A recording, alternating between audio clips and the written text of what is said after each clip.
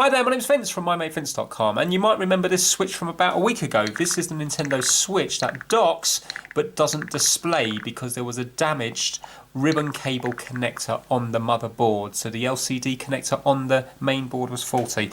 So I'm going to be taking this apart. I'm going to take off the connector that's there at the moment, a damaged one with hot air and flux. Then I'm going to take off the lead-free solder, and then I'm going to put leaded solder on there, and that will lower the temperature. And then I'm going to place this on here, and I'm just going to try to get my soldering iron, and I'm just going to try to just tap the pins and see what will happen. I've got a microscope.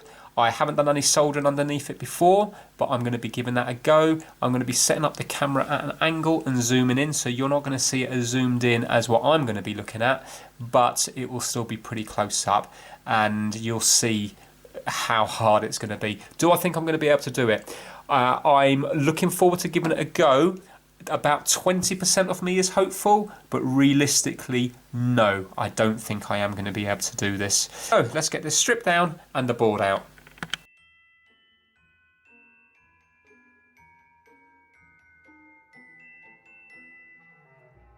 I'm just going to mask off with Captain tape these plastic connectors here because they're very, very, very close to this one here. Well, okay, I've got some Captain tape around those ones there, quite a bit of it I've just wrapped and wrapped and wrapped. The problem with Captain tape is sometimes the flux can get underneath it, and then the heat goes underneath it once it starts to lift, and then you end up having more melting than if you didn't use it at all. Because these are so close, I am worried about it. So let's zoom right in and we're going to add some flux. Right, so I'm just going to put flux down either side of the contacts.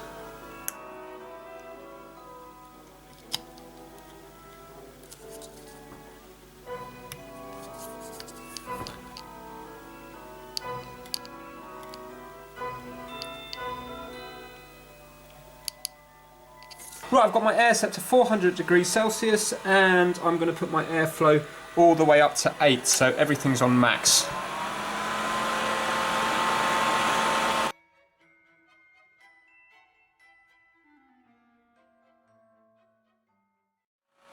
That is coming. Excellent, okay. Right, so now I'm going to put a bigger tip on my soldering iron, and I'm going to remove all that solder. I'm going to add some flux again.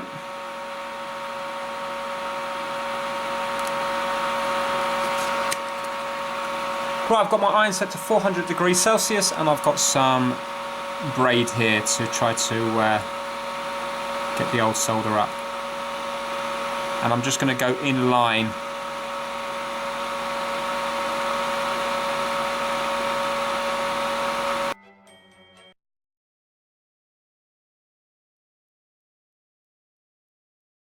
just going to clean that now for a bit of IPA, see what it looks like.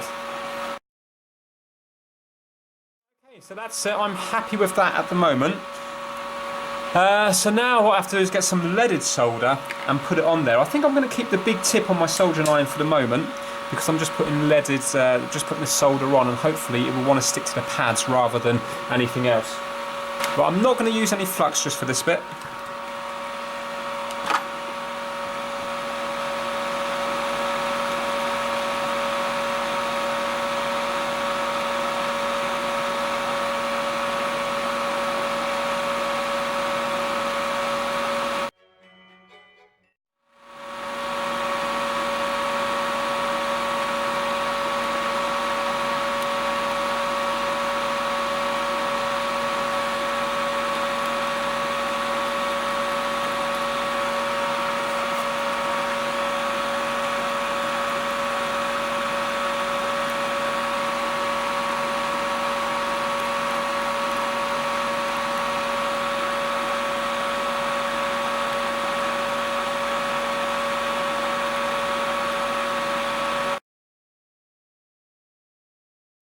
I've tinned then. What I'm going to do is I'm just going to put some liquid flux on here because I don't want to use my normal flux because it's a bit thick and I think it might sort of gum everything up underneath the connector. So now, do you know what, looking at it under the microscope with the connector on looks so much harder. But what I'm going to do to begin with is I'm just going to do the end pins if I can, because there's like two bigger pins just at the very, very end here and here. It's so hard to see. But if I can do them, then least the connector might be in the right spot.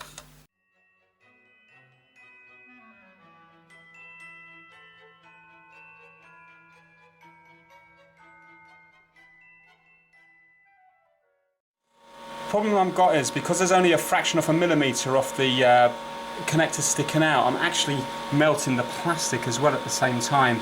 So I don't know if that's going to affect pushing the ribbon cable in.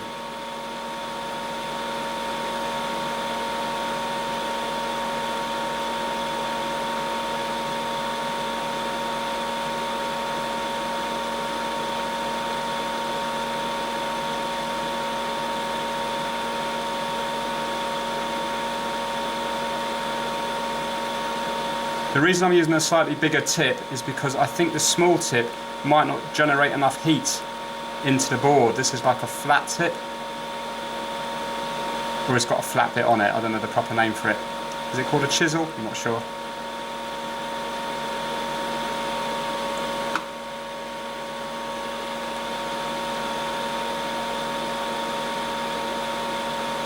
And I've got my iron set to 470 degrees C because, again, when I touch the board, especially on the ground ones, the solder just goes mushy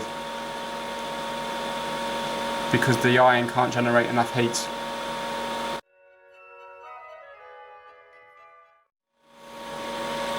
Well, I'm just going to try and add a bit of solder now to where I was just using the solder off the pads, but not all of them look stuck. So I'm just going to try and add a little bit of solder. This is probably where it's going to get a bit messy.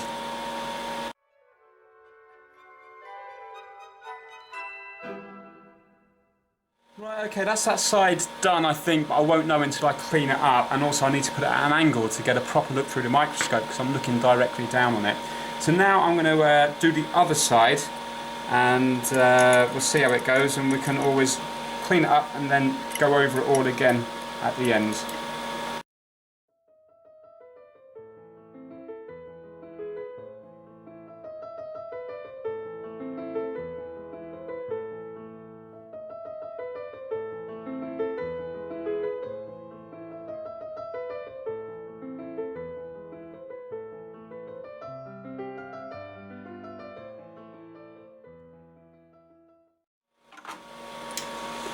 Right, I don't really know how that went at all at the moment, even though I'm looking through the microscope. So I'm going to clean it with IPA, and then hopefully that will get rid of some of the burnt flux and the burning plastic, and then I can see what it looks like.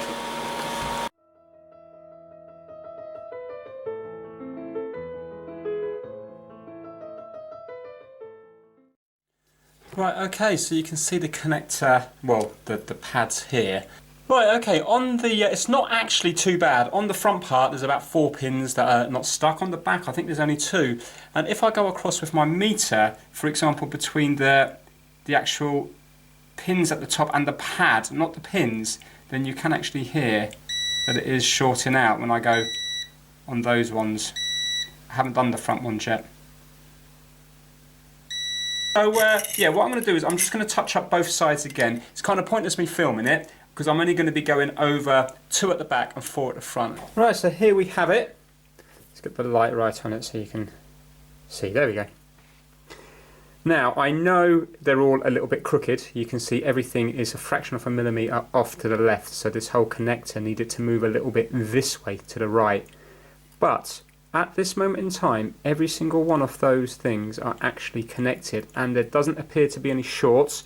A tiny little bit of solder stuck to this, but it's not connecting to the other pins. A few other bits look a little bit damaged, where the kind of soldering iron, you know, twitched and went up here, or my hand twitched.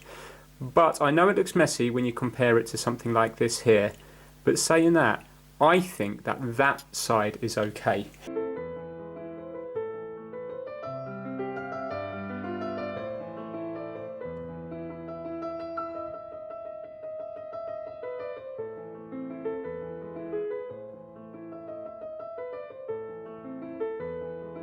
Right, okay, I have to try and get this screen in now. Imagine if I muck it up on the way in. I mean, it is possible, because I might have changed the tolerances a little bit by melting it.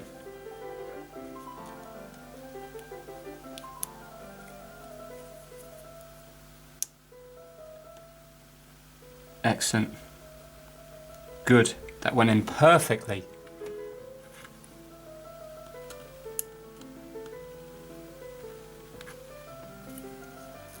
Okay, and it closes down.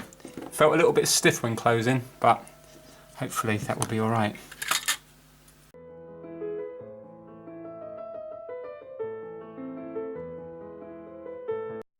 Right, okay, I haven't got any thermal paste on, I haven't got the heat pipe on, but I'm going to just try it now and see what happens. So, let's plug it in.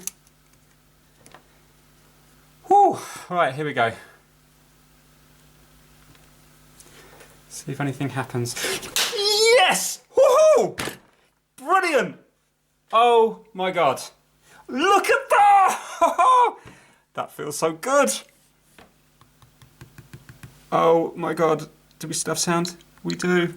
Wow, wow, wow. Right, I'm going to turn it off. I'm going to put some thermal paste on and put it back together. Do you know, I was hopeful. I was hopeful when I seen that, when I seen the connector with all the solder pins, but you never really know, do you? I was only 40% confident even after seeing that. Oh my god, I'm so happy. Right, okay, let's actually let's turn it down, turn it off properly.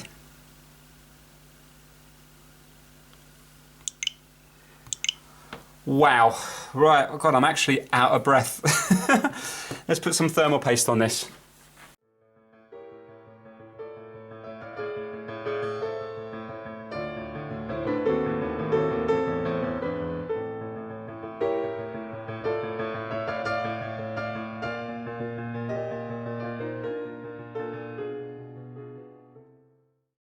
Right, okay, let's get some Joy-Cons and let's change the camera angle and also see if it docks.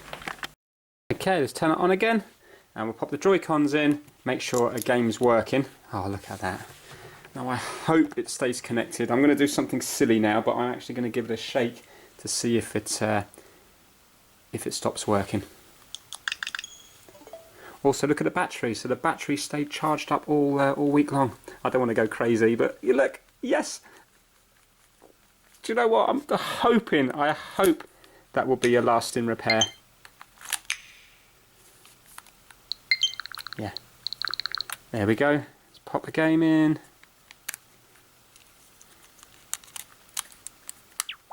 Excellent, that's still working.